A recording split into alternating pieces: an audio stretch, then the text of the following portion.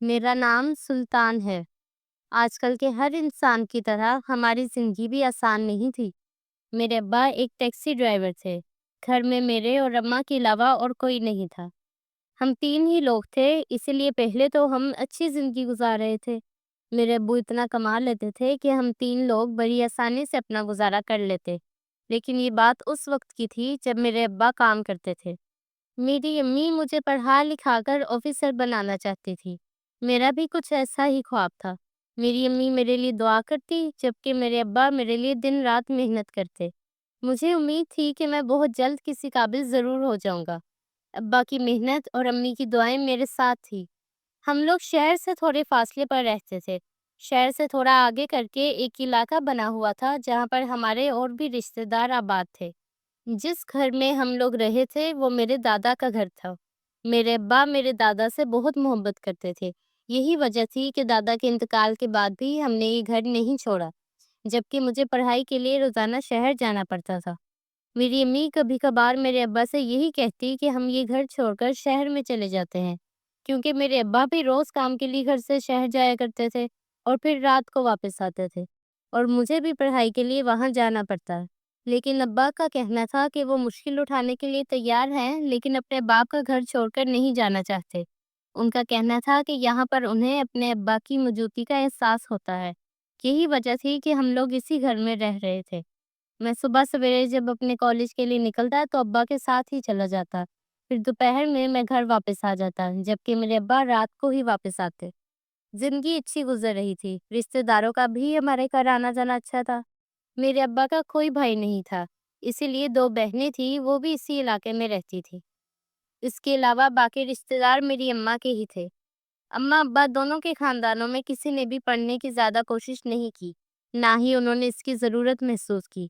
School की तालीम हासिल करने के बाद सब लोगों ने ही पढ़ाई को खैर बात कह दिया और अपने-अपने कामों में लग गए।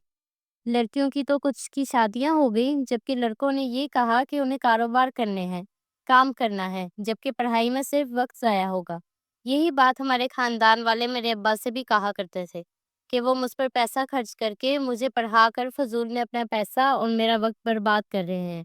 उन्हें चाहिए कि मुझे किसी काम पर लगा दें, जबकि मेरे अब्बा उनकी ये सारी बातें सुनकर खामोश हो जाते। मेरी फूफो जब भी घर आती तो यही कहती कि शहर के हालात अच्छे नहीं हैं। लोग पढ़ाई के बहाने वहाँ जाते हैं, सिर्फ पढ़ाई नहीं करते, इसके अलावा सब कुछ करते हैं। मेरी अम्मी ने और अब्बा ने कभी भी उन लोगों की बातों पर ध्यान नहीं दिया था, क्योंकि वो जानते थे कि हमारा बेटा अपने मकसद को जानता है, उसे पहचानता है, वो कभी भी ऐसी कोई हरकत नहीं करेगा। ये तो बस मेरी फुप्पो का कहना है, जो कि सबसे बड़ी थी, मेरे अब्बा से भी बड़ी। उनसे छोटे मेरे अब्बा थे, जबकि मेरे अब्बा से भी छोटी उनकी एक बहन थी। वो भी इसी इलाके में रहती थी। छोटी फुप्पो का रवैया अच्छा होता था। वो अपने काम से काम रखती थी, जबकि मेरी बड़ी फुप्पो, उनका काम यही था कि हर किसी के काम में टांग अड़ाना। उनके अपने 2 बेटे और 3 बेटियां थी। वो अपने बड़े दोनों बेटों और 2 बेटियों की शादी कर चुकी थी। एक बेटी उनकी भी बाकी थी। सारा घर-बार बहू के हवाले था और वही सँभालती थी। यही वजह थी कि वो खुद हर ज़िम्मेदारी से आज़ाद थी। उनके पास घूमने-फिरने के अलावा और कोई काम नहीं था। वो सारा दिन मोहल्ले में घूमती-फिरती रहती, लोगों के घरों के चक्कर लगाती और फिर इधर की बातें उधर करना, ये तो उनका पसंदीदा काम था। यही वजह थी कि मुझे उनसे मिलना-मिलाना कुछ ज़्यादा पसंद नहीं था। जब भी वो हमारे घर आने का नाम लेती तो मैं पूरा दिन अपने घर से गायब रहता। फूफो के अलावा भी एक ऐसी वजह थी जो मुझे उनसे मिलने से रोकती, और वो थी उनकी सबसे छोटी बेटी महानूर, जो सिर्फ अपनी माँ को ही मासूम लगती थी। उसके अलावा बाकी दुनिया में शायद ही कोई ऐसा इंसान है जो उसे देखकर ये कह सके कि वो मासूम है। पढ़ाई करने का शौक नहीं था, 8 क्लासें पास करके घर बैठ गई और उसके बाद सारा ध्यान फैशन पर ही रखा। घर का कोई कामकाज उसे आता नहीं था, क्योंकि भाभियां सारा घर संभालती थी और वो अपनी माँ के साथ इधर के चक्कर लगाने में मसरूफ रहती, और तकरीबन हर 2 दिन बाद ही हमारे घर का चक्कर लगाती। फूफो की वजह से और अम्मी की कहने की वजह से मैं उसे अपने घर में बर्दाश्त कर जाता, वरना वो लड़की मुझे एक आंख ना भाती थी। मेरा बस चलता तो मैं उसे खरे खरे ये कह देता कि वो हमारे घर से दूर रहा करे।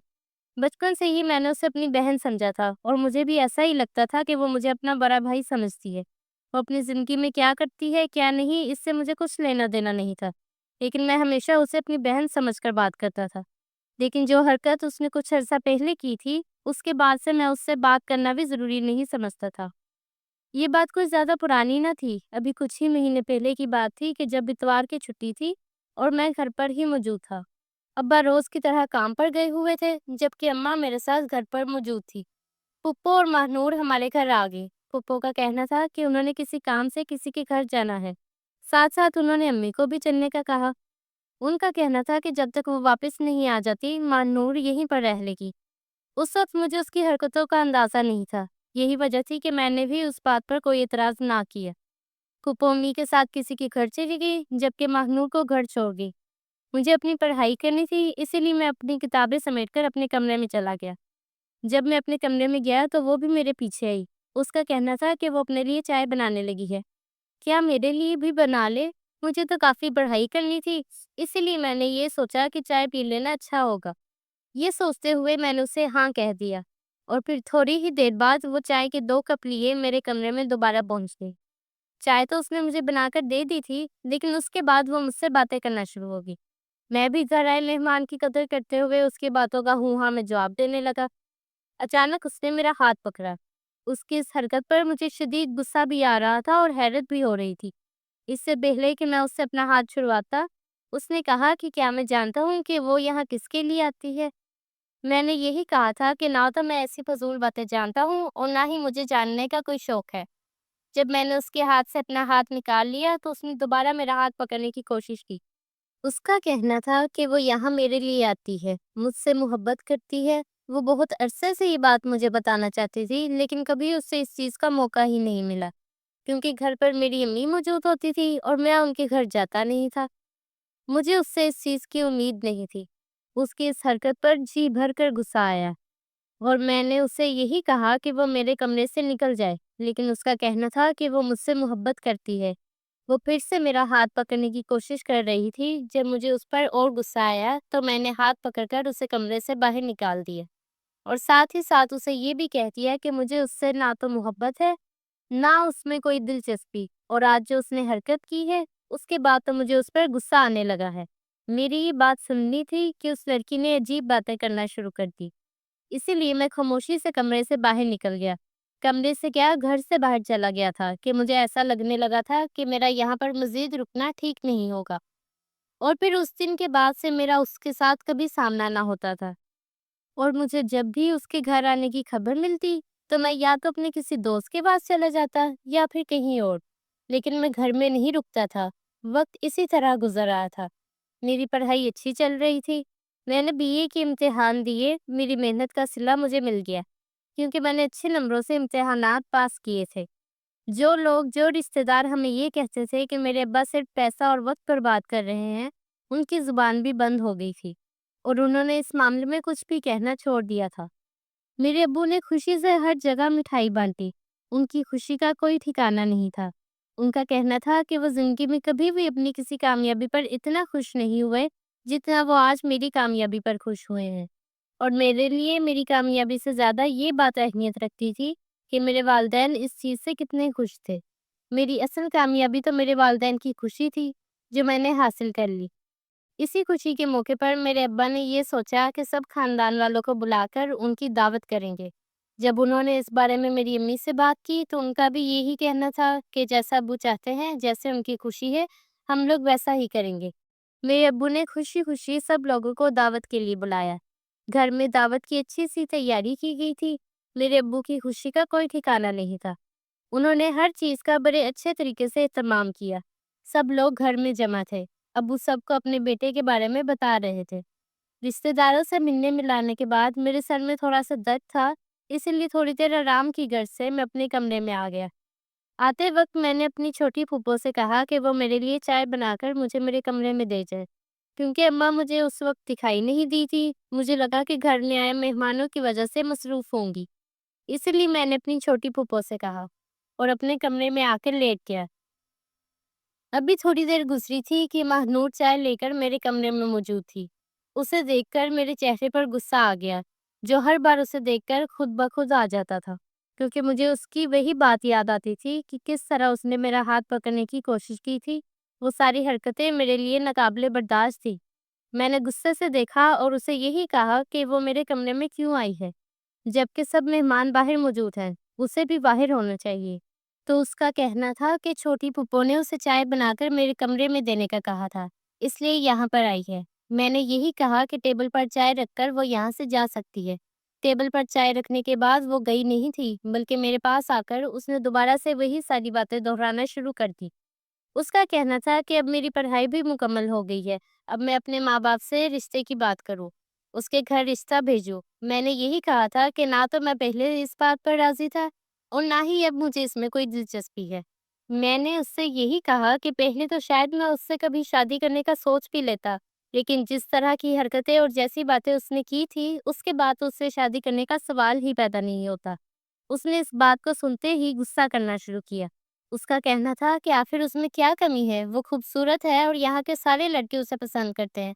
تو میں نے بھی یہی کہا کہ یہی اس کی سب سے بڑی خامی ہے اور یہی وہ بات ہے جو مجھے سب سے زیادہ ناپسند ہے کہ یہاں کے سب لوگ اسے پسند کرتے ہیں۔ وہ گلی محلے میں اسی طرح پھرتی رہتی ہے، اپنے حسن کی نمائش کرتی ہے اور دوسروں کی نظروں کا ایسے دیکھنا اسے اپنے لیے فخر کی بات لگتی ہے۔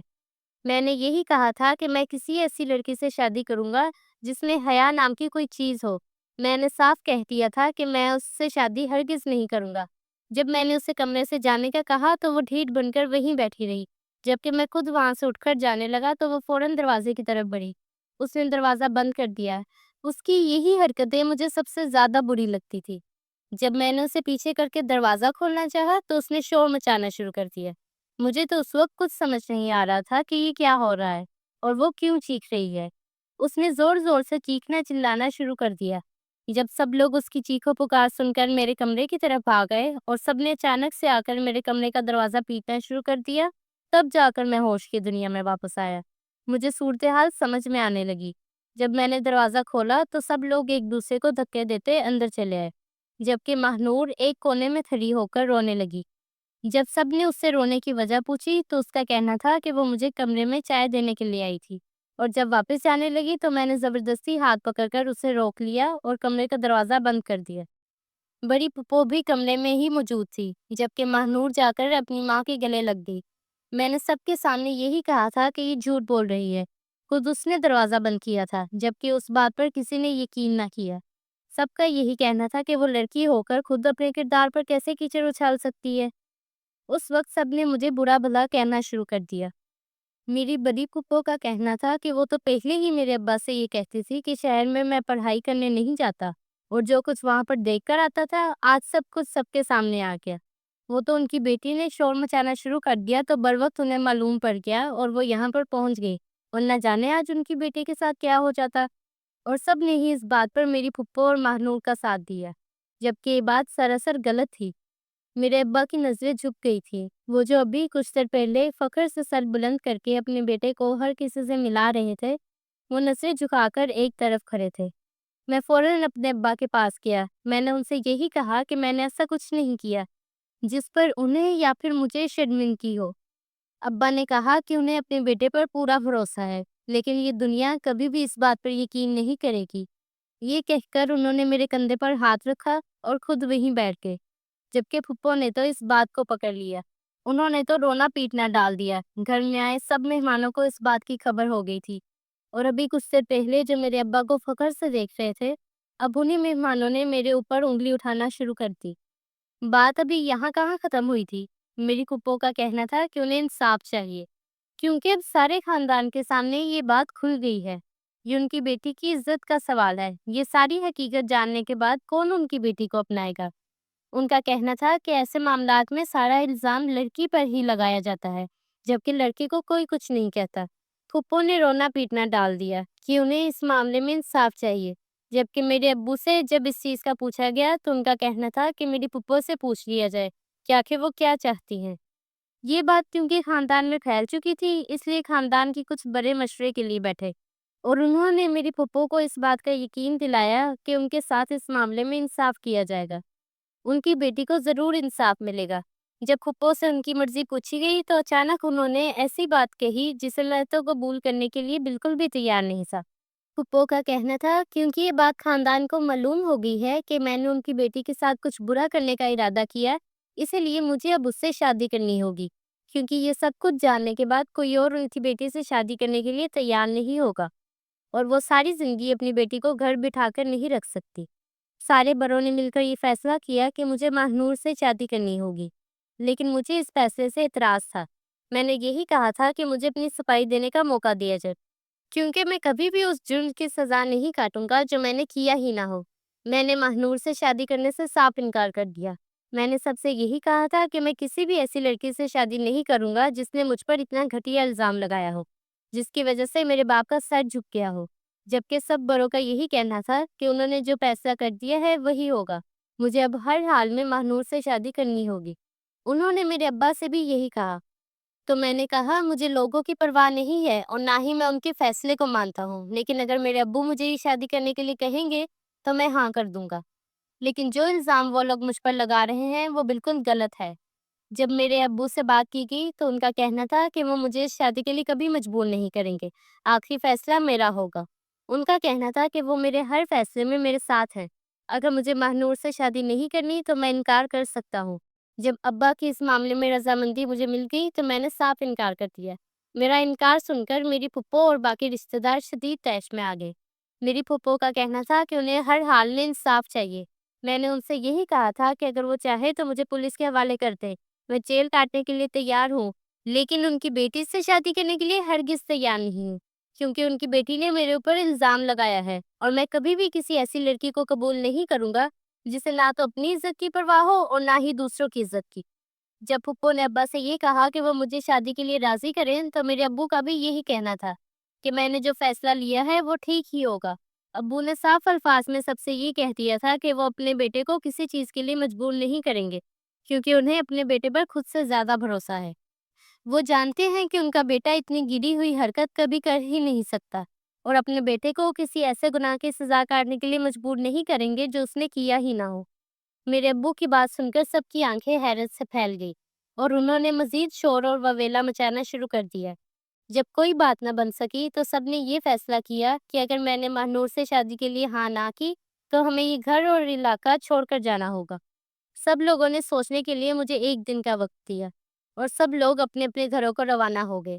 اس کے بعد میں نے اپنے اماں ابا کے سامنے ہاتھ جوڑ کر ان سے معافی مانگی۔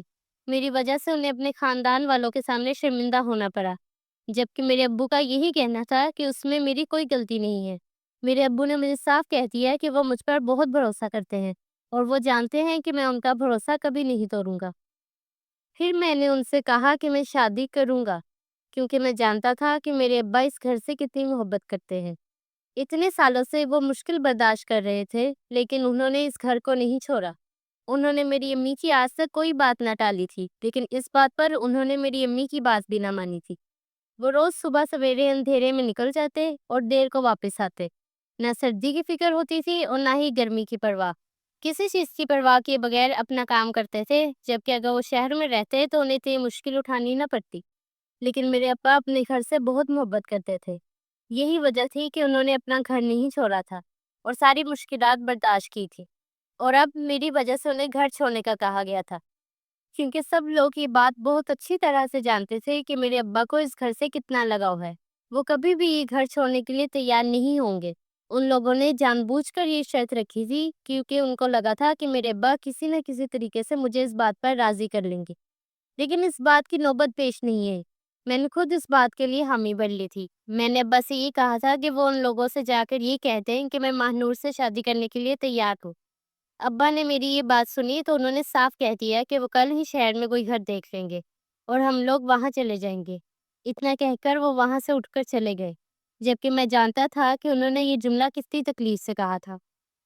وہ دن تو اسی طرح گزرا اور رات ہوتے ہی مجھے بے چینی ہونے لگی۔ اسی لیے میں فوراً سے اپنے ابا کے کمرے میں گیا اور میں نے ان سے پوچھا کہ کیا سب کی طرح وہ بھی مجھے گنہگار سمجھتے ہیں؟ تو میرے ابا نے مجھے اپنے پاس بٹھایا اور پیار سے سمجھانا شروع کیا۔ ان کا کہنا تھا کہ اگر کوئی بھی آ کر ان سے یہ کہہ دے کہ ان کا بیٹا ایسا ہے تو کیا وہ یقین کر لیں گے؟ نہیں، کبھی نہیں کریں گے۔ میں نے ابا سے اپنی غلطی کی معافی مانگی، ان سے یہی کہا کہ میری وجہ سے ان کی ساری خوشی برباد ہو گئی۔ جن لوگوں سے وہ فخر سے اپنے بیٹے کو ملوا رہے تھے، ان کے سامنے ان کا سر جھک گیا۔ ان کا کہنا تھا کہ یہ تو قسمت کا کھیل تھا، اس میں میری کوئی غلطی نہیں ہے۔ میں اپنے آپ کو قصوروار نہ سمجھوں۔ انہیں مجھ سے کوئی شکایت نہیں ہے، بلکہ وہ مجھ سے خوش ہیں کہ میں نے صحیح چیز کا انتخاب کیا اور کسی کے دباؤ میں آ کر اپنی بات سے پیچھے نہیں ہٹا۔ ابا سے بات کر کے مجھے کافی سکون ملا۔ میں واپس اپنے کمرے میں آ کر سونے کے لیے لیٹ گیا۔ ان ساری باتوں کی وجہ سے میں الجھ کر رہ گیا تھا۔ سوچتے سوچتے کب نیند آ گئی معلوم بھی نہ ہوا۔ جب صبح آنکھ کھلی اور ابا کے بارے میں پوچھا تو اماں کا کہنا تھا کہ وہ تو صبح سویرے ہی گاڑی لے کر چلے گئے ہیں۔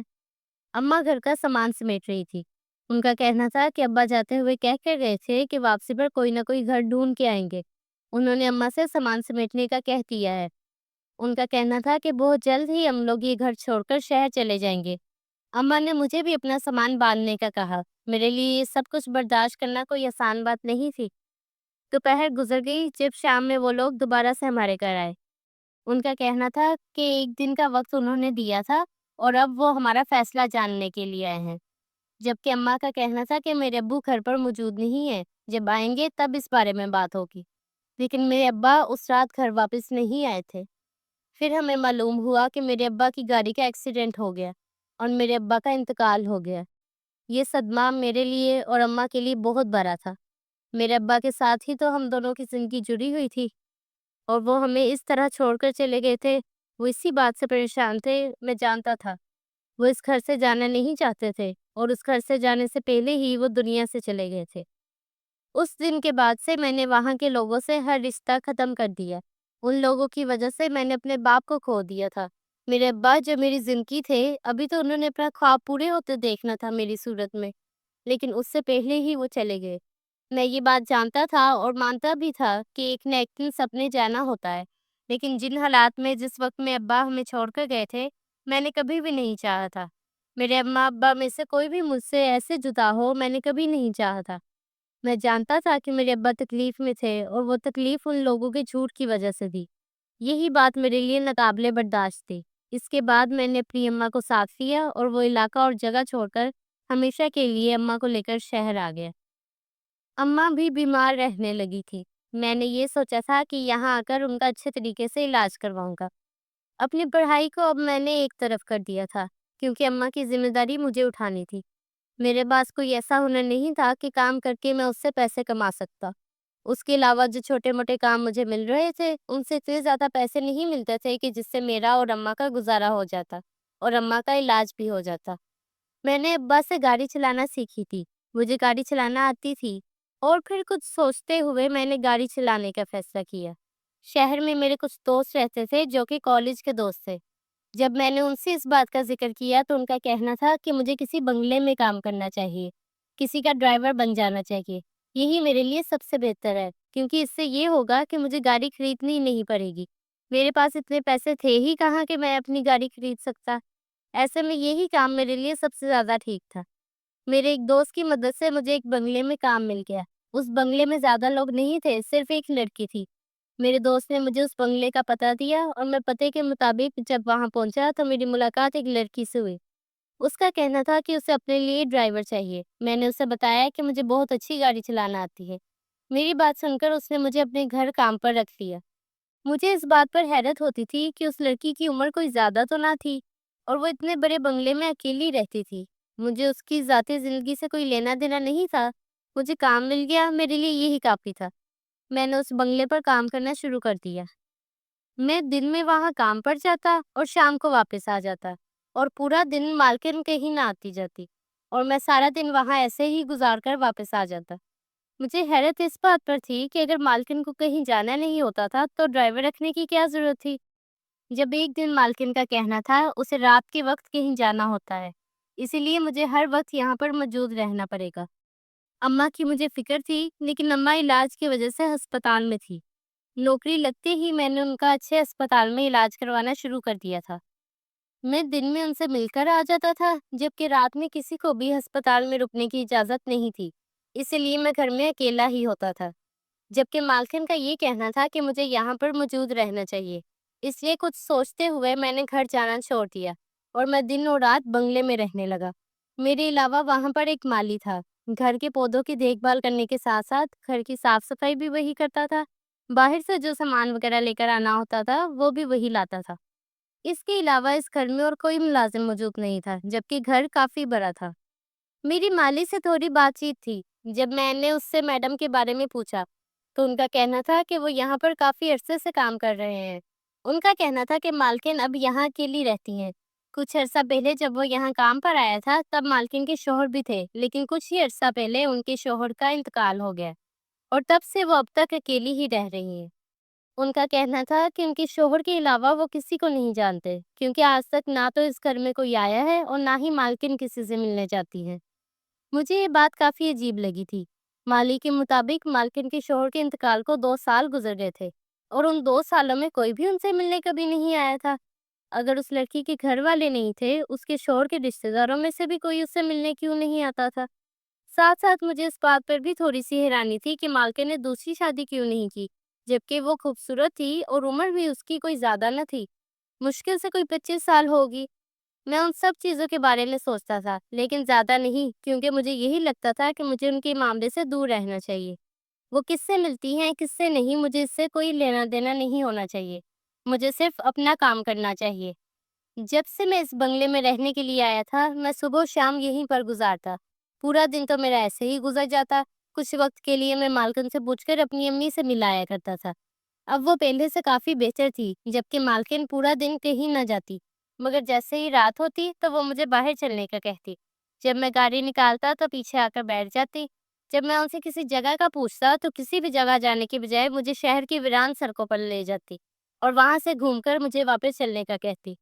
مجھے اس بات پر حیرت ہوتی کہ اگر وہ گھر سے باہر نکلتی ہیں تو انہیں کسی رونق والی جگہ پر جانا چاہیے، جبکہ شہر میں تو بہت ساری ایسی جگہیں ہیں جہاں پر جایا جا سکتا تھا۔ تو پھر مالکن کیوں ایسی ویران جگہ پر ہو کر آ جاتی تھی اور واپس آ کر وہ گاڑی سے اترتی اور بنگلے کے اندر جانے لگتی؟ اندر جاتے وقت مجھ پر پھونک مار دیتی تھی۔ مجھے یہ سب کچھ عجیب لگتا، لیکن میں خاموش ہو جاتا۔ اتنا تو میں جان گیا تھا کہ مالکن عام لڑکیوں کی طرح بالکل نہیں تھی۔ ان میں کوئی بھی عادت عام انسانوں جیسی نہیں تھی۔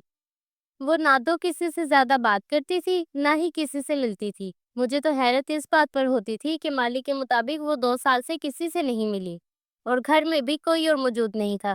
تو ایسے میں وہ اکیلی کیسے اپنا وقت گزارتی تھی، نہ کہیں آتی جاتی تھی؟ مجھے یہاں پر کام کرتے ہوئے کوئی 15 دن گزر گئے تھے اور ان دنوں میں ایک دن بھی مالکن نے مجھے کسی ایسی جگہ جانے کا نہیں کہا تھا کہ جہاں پر لوگ اکثر جایا کرتے ہیں۔ وہ نہ تو بازار جاتی تھی اور نہ ہی گھومنے پھرنے کے لیے کسی اچھی جگہ، بلکہ وہ رات کو میرے ساتھ اسی ویران سڑکوں پر جاتی اور وہاں سے گھوم کر مجھے گھر چلنے کا کہتی، اور یہی بات میری سمجھ سے بالکل باہر تھی۔ کیونکہ میں رات کے وقت بھی بنگلے میں ہی موجود ہوتا تھا، اسی لیے رات کے بعد مجھے مالکن کے کمرے سے عجیب و غریب آوازیں سنائی دیتی۔ مجھے اس بات پر حیرت ہوتی تھی کہ پورے گھر میں مالکن کے علاوہ کوئی بھی موجود نہیں ہوتا تھا، تو پھر یہ آوازیں کس چیز کی تھی؟ مجھے یہ سارا کچھ بہت ہی عجیب لگنے لگا تھا۔ ایک تو میں نے سوچا تھا کہ مجھے یہ کام چھوڑ دینا چاہیے، لیکن پھر ماں کا سوچ کر میں چپ ہو جاتا، کیونکہ ماں کا علاج چل رہا تھا۔ اس کے لیے مجھے پیسوں کی ضرورت تھی۔ اگر میں یہ کام چھوڑ دیتا تو اتنی جلدی مجھے کسی دوسری جگہ کام نہیں ملنا تھا، اور اگر کام نہ ملتا تو میرے پاس پیسے نہیں ہوتے اور اماں کا علاج نہیں ہوتا۔ ویسے بھی یہاں پر زیادہ کام نہ ہوتا تھا اور دن میں وقت نکال کر میں اماں سے جا کر مل آتا تھا۔ اگر میں کسی اور جگہ کام کرنے کے لیے جاتا تو میرے پاس 1 منٹ کا بھی وقت نہ ہوتا، لیکن جو کچھ مجھے اپنے آس پاس ہوتا ہوا محسوس ہو رہا تھا وہ عام چیزوں سے بالکل الگ تھا۔ آج سے پہلے میں نے کبھی بھی ایسا محسوس نہیں کیا تھا۔ اب تقریباً روز ہی مالکن کے کمرے سے مجھے عجیب و غریب آوازیں سنائی دیتی، جبکہ مالی سے میں نے ایک بار اس بارے میں پوچھا تو اس کا کہنا تھا کہ مجھے اپنے کام سے کام رکھنا چاہیے۔ رات کو بنگلے میں کیا ہوتا ہے کیا نہیں، مجھے اس سے کوئی لینا دینا نہیں ہونا چاہیے۔ کبھی کبھار تو مجھے اس مالی پر بھی شک ہوتا تھا، وہ بھی مجھے عام انسانوں کی طرح نہیں لگتا تھا۔ کچھ دن اسی طرح گزرے، جب ایک دن مجھ سے رہا نہ گیا اور میں نے سوچا کہ مجھے ایک بار جا کر دیکھنا چاہیے کہ آخر وجہ کیا ہے۔ یہی سوچتے ہوئے میں بنگلے کے اندر داخل ہوا اور چھپ کر میڈم کے کمرے میں دیکھا تو جان نکل گئی۔ مالکن تو ایک کونے میں ڈری سہمی بیٹھی تھی، جبکہ اس کمرے میں اور کوئی نہیں تھا، لیکن عجیب و غریب آوازیں مجھے سنائی دے رہی تھی۔ وہ آوازیں بہت خوفناک تھی اور آج سے پہلے میں نے کبھی نہ سنی تھی۔ مجھے ان کی کچھ سمجھ بھی نہیں آ رہی تھی۔ سننے میں مجھے بس اندازہ ہو رہا تھا کہ کسی کے غصے کی آواز تھی، اور پھر اچانک سے کمرے کی چیزیں ادھر ادھر ہونا شروع ہو گئی اور کمرے کی چیزیں خود بخود نیچے گر کر ٹوٹنے لگی۔ ऐसा लग रहा था कि जैसे कोई गुस्से में कमरे का सामान उठाकर इधर-उधर फेंक रहा हो। ये सारा मंज़र देखकर खौफ से मुझे पसीने आने लगे। सबसे ज़्यादा खौफ तो मुझे इस वक़्त महसूस हुआ था जब अचानक से कमरे की खिड़की का शीशा देखते ही देखते चिकनाचूर होकर नीचे गिर गया। मैं चाहता तो वहाँ से वापस जा सकता था, लेकिन मुझे अपने सामने डरी सहमी बैठी मालकिन का ख़्याल आया, जो ये सारा कुछ देख रही थी और साथ-साथ दबी-दबी आवाज़ में चीख भी रही थी। मुझे उनकी मदद करनी थी, इसीलिए मैं कमरे की तरफ बढ़ा। इससे पहले कि मैं कमरे के दरवाजे से अंदर जाता, पीछे से किसी ने मेरा हाथ पकड़ लिया। मैंने पीछे मुड़कर देखा तो वही माली मेरे पीछे खड़ा था। वो मुझे खींचता हुआ वहां से बाहर ले जाने लगा और फिर बंगले से बाहर लाकर उसने मेरा हाथ छोड़ा। उसका कहना था उसने मुझे मना भी किया था कि मैं इस सारे मामले से दूर रहूं, लेकिन शायद मुझे अपनी जिंदगी प्यारी नहीं है कि मैं इतनी बड़ी गलती करने जा रहा था। मैंने उससे यही कहा था कि किसी की मदद करना कोई गलती नहीं होती, जबकि उसका कहना था कि अपनी जान को मुश्किल में डालना गलत ही होता है। उसका कहना था कि मैं मालकिन की मदद करने के लिए उस कमरे में जा रहा था, ये सोचे बगैर कि वहां पर क्या हो रहा था। माली का कहना था कि वहां पर जो कुछ नजर आ रहा था, अंदर का माहौल उससे कहीं ज्यादा खौफनाक था, और अगर मैं गलती से भी उस कमरे में चला जाता तो कभी वापस नहीं आता। मुझे इसकी बात कुछ समझ नहीं आई। उसका कहना था कि मालकिन को कुछ नहीं होगा, उन्हें कोई नुकसान नहीं पहुंचेगा। मुझे उनकी फ़िक्र करने की ज़रूरत नहीं है। उनके लिए अपनी जान को मुश्किल में डालने की भी ज़रूरत नहीं है। फिर मैंने उससे पूछा कि आखिर ये सब कुछ क्या था? उसका कहना था कि वो मुझे इस बारे में कुछ नहीं बता सकता। मेरे लिए यही बेहतर है कि मैं अपने काम से काम रखूं। उसने मुझे सख्ती से ये कहा कि आज के बाद मैं बंगले के अंदर ना जाऊं। मेरे लिए यही बेहतर होगा, वरना अंजाम का ज़िम्मेदार मैं खुद हूँगा। इतना कहकर माली अपने कमरे की तरफ बढ़ गया, जबकि उसने मुझे भी मेरे कमरे में जाने का कहा। मैंने एक नज़र दोबारा से बंगले पर डाली और अपने कमरे में जाकर सोने के लिए लेट गया। नींद तो मुझे अब आनी ही नहीं थी, क्योंकि मेरा दिमाग तो अभी तक उसी चीज़ में उलझा हुआ था कि आखिर ये सब कुछ क्या था। अब मुझे इस चीज़ की हकीकत जाननी ही थी, और इसकी हकीकत मुझे मालकिन के अलावा कोई नहीं बता सकता था, क्योंकि मालकिन और माली के अलावा यहाँ कोई था नहीं, और माली मुझे कुछ भी बताने के लिए तैयार नहीं था। इसीलिए मुझे मालकिन से इस बारे में बात करनी थी। वो अभी तक मेरी आंखों के सामने वैसे ही आ रही थी, एक मासूम सी लड़की जो कमरे के कोने में बैठी हुई है। उस दिन मुझे ये सब देखकर अंदाजा हुआ था कि हम लोग सोचते हैं कि बड़े-बड़े बंगलों में रहने वाले लोग बहुत अच्छी और खुशगवार जिंदगी गुजार रहे हैं, जबकि हकीकत में ऐसा कुछ नहीं होता। देखने में कोई भी मालकिन की जिंदगी पर रश्क करता, देखता कि वो अकेली इतने बड़े घर की मालकिन है और कितनी अच्छी जिंदगी गुजार रही है। लेकिन यहाँ रहते हुए मुझे अंदाजा हुआ था कि उनकी जिंदगी मेरी जिंदगी से भी कहीं ज्यादा मुश्किल थी। उनकी ज़िंदगी में कुछ तो ऐसा था जो उन्हें जीने नहीं दे रहा था, जो उनकी खुशियों में रुकावट बन रहा था। मुझे इस रात तक पहुंचना ही था। वो रात इसी तरह गुजर गई और फिर अगले दिन पूरा दिन मालकिन से मेरा सामना नहीं हुआ। फिर जैसे ही रात हुई तो मालकिन ने मुझे गाड़ी निकालने का कहा और उसी जगह जाने का कहा जहाँ वो रोज़ मेरे साथ जाया करती थी। आज मैंने अपने अंदर इतनी हिम्मत जमा कर ली थी कि आज मैंने उनसे इस चीज़ का राज पूछना है। हिम्मत करके मैंने उनसे इस चीज़ का सवाल कर ही लिया। मैंने उनसे यही पूछा कि आखिर वो इतनी वीरान जगह पर क्यों आती हैं? उनकी ज़िंदगी में ऐसा क्या है जो उनको परेशान करता है? मैंने उन्हें रात वाला वाक़या बता दिया कि किस तरह मुझे उनके कमरे से हर रोज़ अजीबो-गरीब आवाज़ें सुनाई देती हैं। और कल रात मैं अपने दिल से मजबूर होकर उनके कमरे की तरफ गया तो मैंने क्या मंज़र देखा। मैंने मालकिन से यही कहा था कि मैं उनकी मदद करने के लिए कमरे में आने ही वाला था कि जब माली ने मुझे अंदर जाने से रोक दिया। मेरा इतना कहना था कि मालकिन की आंखों में आंसू आ गए। उनका कहना था कि क्या मैं वाक़ई उनकी मदद करने के लिए अंदर आने वाला था? जब मैंने कहा कि मैं वाक़ई में उनकी मदद करना चाहता हूँ, अगर वो मुझे अपना मसला बताएँ। तब उन्होंने कहा कि उन्हें खुशी हुई है ये जानकर कि कोई उनकी मदद करना चाहता है, लेकिन ये बात भी सच है कि कोई चाहकर भी उनकी मदद नहीं कर सकता। मैंने उनसे पूरी बात तफ़सील से पूछी, तो उन्होंने मुझे बताया। उनका कहना था कि ये बात आज से तकरीबन 2 साल और 3 महीने पुरानी है। तब वो बाहर के मुल्क अपने ताया-ताई के साथ रहती थी। उनके माँ-बाप का इंतकाल हो गया था और 2 साल 3 महीने पहले ही वो पहली बार अपने माँ-बाप के इंतकाल के बाद पाकिस्तान वापस आई थी। वो भी किसी की शादी पर। शादी गाँव की किसी हवेली में थी। उसके ताया-ताई उसके साथ नहीं आए थे। वो अकेली आई थी और फिर अकेली हवेली तक पहुँच गई। मालकिन ने मुझे बताया कि शादी बहुत अच्छे तरीके से गुजरी। वहीं पर उनकी मुलाकात जाजिम से हुई। जाजिम को वो अच्छी लगी थी, उन्हें भी वो अच्छा लगा। जाजिम के भी आगे पीछे कोई नहीं था, वो अकेला रहता था। मालकिन का कहना था कि वो शादी के बाद भी उसी हवेली में मौजूद थी और उनका ये इरादा था कि यहाँ कुछ दिन गुजारकर वापस चली जाएंगी। लेकिन फिर उसी दौरान उन्हें जाजिम अच्छा लगने लगा और उसने भी मालकिन से शादी का कहा तो मालकिन ने हाँ कर दी। कुछ दिनों में ये रिश्ता पक्का हो गया। उनका कहना था कि जब उनका रिश्ता पक्का हुआ, उसके बाद से वो उसी हवेली में ही रहने लगी थी, क्योंकि उन सब लोगों का ये कहना था कि जब तक उनकी शादी नहीं हो जाती, वो यहीं रहेंगी। लेकिन उस वक्त के बाद से उनके साथ कुछ अजीबो-गरीब मामलात होने लगे। उन्हें आधी रात को ऐसा महसूस होता था कि जैसे कोई उनका नाम बुलाता है।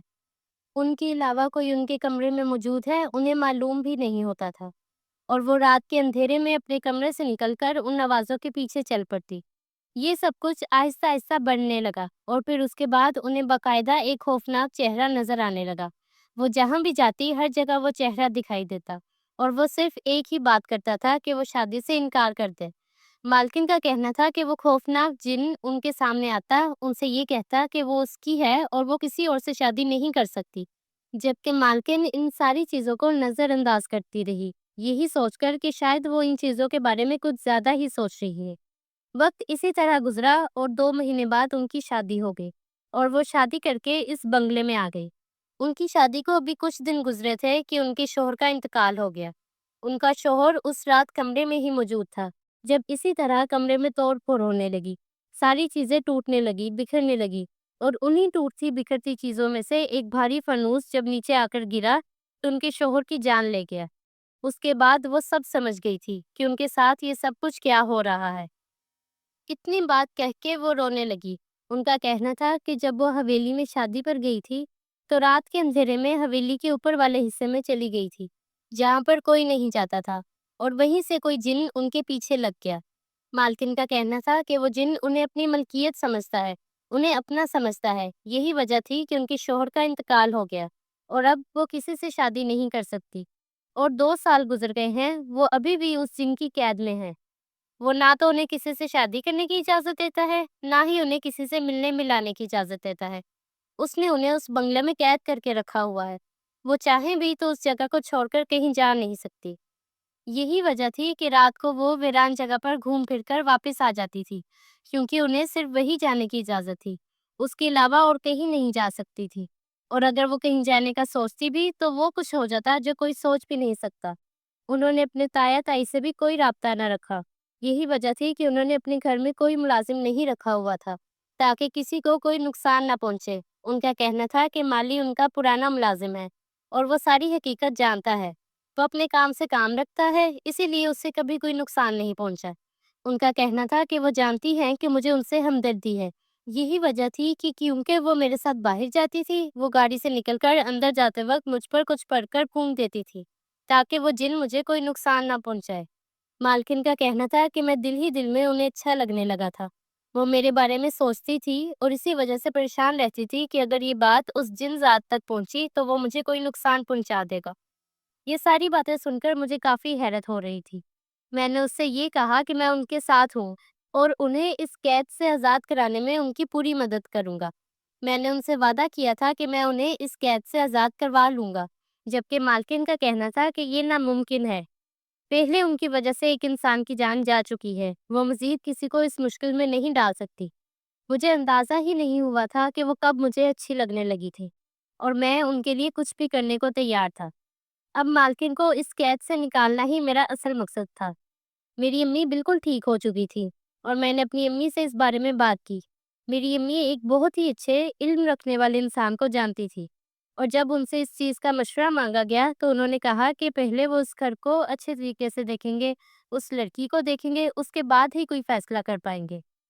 मालकिन की इजाज़त से मैं अपनी माँ के साथ उन बुजुर्ग को भी बंगले में ले आया। जब उसने हर चीज़ को देखने के बाद और मालकिन से मिलने के बाद यही कहा था कि वो जिन-ज़ात पूरी तरह से इस घर पर कब्ज़ा किए हुए हैं।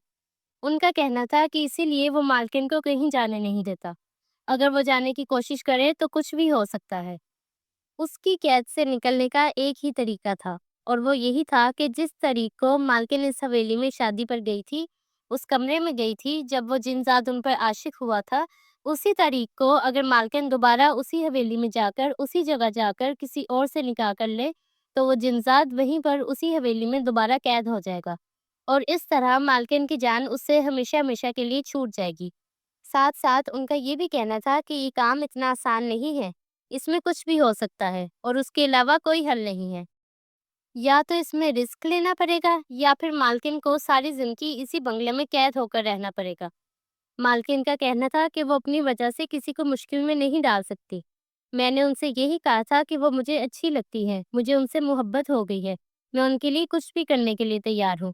میں اسی طریق پر اسی حویلی میں جا کر ان سے نکاح کرنے کے لیے تیار ہوں۔ میں ان کو اس جن سے آزاد کروا کر ہی رہوں گا۔ اس کے بعد اگر وہ چاہیں تو مجھے چھوڑ کر جا سکتی ہیں، اپنی زندگی جی سکتی ہیں۔ میری امی بھی اس بات پر راضی تھی۔ ان کا کہنا تھا کہ اگر میری خوشی اسی میں ہے تو وہ مجھے یہ جنگ لڑنے سے نہیں روکیں گی۔ اور پھر تھوڑے ہی دنوں کے انتظار کے بعد وہ تاریخ آ گئی تھی اور ہم سب لوگ حویلی پہنچ گئے۔ رات ہونے سے پہلے ہم لوگوں نے اس کے اوپر والے حصے میں ہر چیز کا انتظام کر لیا تھا۔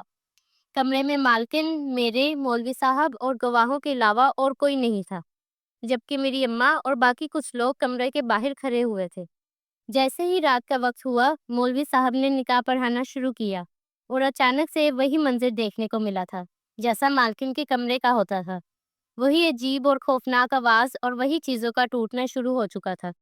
چیزیں خود بخود اپنی جگہ سے ادھر ادھر ہو رہی تھی، چیزیں گر رہی تھی، ٹوٹ رہی تھی۔ کھڑکیوں کے دروازے ہم نے اچھی طرح سے بند کیے ہوئے تھے، لیکن اس کے باوجود بھی وہ زور زور سے ایک دوسرے سے بج رہے تھے۔ اور دیکھتے ہی دیکھتے کھڑکیوں کے اور کمرے میں موجود ہر چیز کے شیشے ٹوٹ کر بکھر چکے تھے، اور ایک شیشہ مولوی صاحب کے چہرے پر آ کر لگا تھا، جس کی وجہ سے ان کے چہرے سے خون نکلنے لگا، لیکن انہوں نے اپنا کام جاری رکھا تھا۔ بہت ساری چیزیں آ کر مجھے لگ رہی تھی جس کی وجہ سے میں زخمی ہو رہا تھا، لیکن مجھے اس وقت ہار نہیں ماننی تھی، مجھے یہ جنگ جیتنی تھی۔ اس جن نے اپنی پوری کوشش کی تھی کہ ہمیں اپنے مقصد سے ہٹا سکے، ہمیں روک سکے، لیکن ہم لوگ اپنے مقصد میں کامیاب ہو گئے تھے۔ میں نے مالکن سے نکاح کر لیا تھا اور پھر اس کے بعد ہر چیز تھم گئی تھی، لیکن اس سارے عمل میں مولوی صاحب اور میں اور وہاں پر موجود لوگ بری طرح زخمی ہو گئے تھے۔ وقت کی یہی بات سب سے اچھی ہوتی ہے کہ حالات جیسے بھی ہوں گزر جاتے ہیں۔ وہ وقت بھی گزر گیا تھا، مالکن سے میری شادی ہو گئی تھی۔ اب وہ میرے لیے مالکن نہیں بلکہ میری بیوی بن گئی تھی۔ اس کا کہنا تھا کہ وہ میرے ساتھ ہی رہے گی۔ جو انسان کسی کے لیے موت کے منہ تک چلا جائے، بھلا کوئی ایسے انسان کو کیسے چھوڑ سکتا ہے؟ ہماری شادی کو 1 مہینہ گزر گیا تھا۔ ہم لوگ اسی بنگلے میں آ کر واپس رہنے لگے تھے۔ امی کو بھی میں ساتھ ہی لے آیا تھا۔ اب نہ تو اس بنگلے میں کسی کے رونے کی آوازیں آتی تھی اور نہ ہی چیخنے کی، نہ ہی میری بیوی کسی کی قید میں تھی۔ وہ اپنی مرضی سے جہاں چاہے جا سکتی تھی۔ گھر میں ہر وقت چہل پہل رہنے لگی۔ میں اپنی زندگی میں خوش تھا۔ میں نے اللہ کا شکر ادا کیا تھا کہ جس نے مجھے ہر چیز سے نوازا تھا۔ اس کے بعد میں نے اپنا بزنس شروع کیا اور پھر دیکھتے ہی دیکھتے کامیابی میرا مقدر بنتی گئی۔ مجھے صرف اپنے ابا یاد آتے تھے کہ اگر وہ آج اس دنیا میں موجود ہوتے تو میری کامیابی پر کتنا خوش ہوتے۔ زندگی اسی طرح خوشی سے گزر رہی تھی جب ایک دن ہمارے علاقے سے پیغام آیا کہ وہاں کے لوگ مجھ سے اور اماں سے ملنا چاہتے ہیں۔ اماں کے کہنے پر میں چلا گیا تھا، لیکن وہاں جانا نہیں چاہتا تھا۔ جب ہم وہاں گئے تو میری پھپھو نے اور ان کی بیٹی نے ہم سے ہاتھ جوڑ کر سب کے سامنے معافی مانگی۔ ماہنور نے سب کے سامنے اپنا گناہ قبول کر لیا تھا۔ اس کا کہنا تھا کہ اس نے میرے اوپر جھوٹا الزام لگایا تھا، جبکہ میری پھپھو کا کہنا تھا کہ وہ بھی یہ بات جانتی تھی کہ ان کی بیٹی جھوٹ بول رہی ہے، لیکن پھر بھی انہوں نے اپنی بیٹی کا ساتھ دیا۔ ان کی بیٹی کو ان کے کیے کی سزا مل گئی تھی۔ اسے کسی جان لیوا بیماری نے گھیر لیا تھا جس کا علاج وہاں ممکن نہیں تھا۔ یہی وجہ تھی کہ وہ اپنی زندگی میں ہی اپنے گناہوں کی معافی مانگنا چاہتی تھی۔ اسی لیے انہوں نے ہمیں وہاں بلایا تھا اور سب کے سامنے معافی مانگی تھی۔ میں نے ان سے یہی کہا تھا کہ میں اپنے اوپر لگے الزام انہیں معاف کر دوں گا، لیکن ان کی وجہ سے میں نے اپنے باپ کو کھو دیا تھا، اس کے لیے میں انہیں معاف نہیں کر سکتا۔ میری اماں کا کہنا تھا کہ ہر انسان کے جانے کا وقت مقرر ہوتا ہے، کوئی کسی کی وجہ سے نہیں جاتا، اسی لیے مجھے ان لوگوں کو معاف کر دینا چاہیے اور ایک مرتے ہوئے انسان کو سکون دے دینا چاہیے۔ امی کی بات مانتے ہوئے میں نے ماہنور کو اور ان سب کو معاف کر دیا تھا۔ وہاں پر موجود سب لوگوں نے مجھ سے اس بات کی معافی مانگی تھی کہ انہوں نے صرف ایک طرف کی بات کو دیکھا تھا، دوسری طرف کی بات دیکھنا ضروری نہیں سمجھا۔ اور سب کا یہی کہنا تھا کہ انہیں میرے بابا پر اور مجھ پر فخر ہے کیونکہ میں نے سب کچھ وقت پر چھوڑ دیا تھا۔ वो इल्ज़ाम झूठा था और इस बात का सबको मालूम हो गया था। मैं मुतमईन था क्योंकि मैं जानता था कि मेरे अब्बा को मुझ पर यकीन था। वो मुझसे नाराज़ होकर इस दुनिया से नहीं गए थे। अम्मी के कहने के मुताबिक फुप्पो और महानूर को हम अपने साथ ले आए थे, ताकि महानूर का इलाज करवाया जा सके। हो सकता है कि वो ठीक हो जाए। पहले तो वो जाने को तैयार ना थी। उसका कहना था कि जो कुछ उसने हमारे साथ किया है, वो किस मुँह से हमारे साथ चली जाए। लेकिन फिर अम्मी के समझाने पर वो दोनों हमारे साथ चली आई थी। वहाँ पर उसका इलाज चल रहा था। उम्मीद थी कि वो जल्दी ठीक हो जाए। फिर वक़्त इंसान को बदल देता है और जब कोई मुश्किल हमारे सामने आकर खड़ी हो जाती है, तो हम पूरी तरह से बदल जाते हैं। महानूर भी अब पहले जैसी नहीं रही थी, वो बदल गई थी। उसके दुःख ने उसे बदल दिया था और मैंने भी उसकी गलती के लिए उसे माफ़ कर दिया था। वो कहते हैं, अच्छा इंसान वही होता है जो दूसरों की गलतियों को माफ़ करके नज़रअंदाज करे। अगर हम दूसरे की गलती पकड़ कर बैठ जाएंगे तो फिर हमारे और उसके अंदर क्या फ़र्क रह जाएगा? बेहतरीन इंसान वही होता है जो बदले की हैसियत रखता हो, लेकिन उसके बाद भी बदला लेने से पीछे हट जाए और सामने वाले को माफ़ कर दे। एक रात इसी तरह मेरे अब्बा मेरे ख्वाब में आए। वैसे तो अक्सर मेरे ख्वाब में आते रहते थे, लेकिन उस रात को मेरे ख्वाब में आए तो मुस्कुरा रहे थे। उनका कहना था कि वो अपने बेटे के इस अमल से बहुत खुश है, क्योंकि उनके बेटे ने बड़ा दिल करते हुए उनकी बहन और भतीजी को माफ़ कर दिया। ना सिर्फ माफ़ किया, बल्कि उनकी मदद के लिए उन्हें यहाँ भी ले आया। अब्बा का कहना था, उन्हें मुझ पर फ़ख्र है, वो मुझसे बहुत खुश है। मेरे लिए तो यही काफ़ी था कि मेरे माँ-बाप मुझसे राज़ी हैं और खुश हैं।